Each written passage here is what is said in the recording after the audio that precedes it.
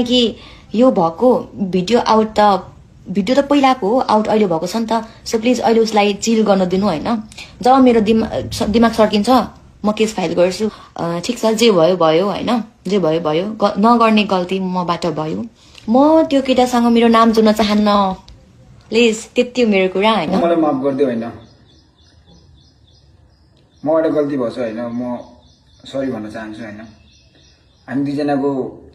1 year जति हाम्रो relation थियो र बीचमा तिमीले छोडिदिनदेखि अनि पछि मैले चाहिँ त्यो भिडियोहरु चाहिँ लिक गरेको हैन शेयर गरेको सबैलाई भाइरल गरेको हैन त्यसको लागि म माफी मागे हैन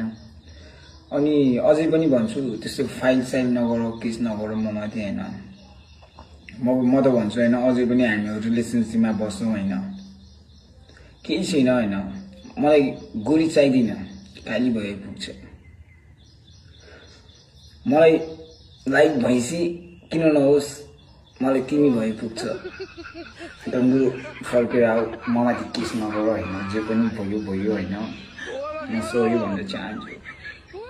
हाम्रो एक साल पहिला त राम्रै चलिरहेको थियो रिलेसनशिपमा पछि तिमी सेलिब्रिटी भएर मलाई छोडेको हैन त्यो भएर मैले भाइरल गरेको नि मलाई माफ गरिदेऊ डङ्गु फर्केर आऊ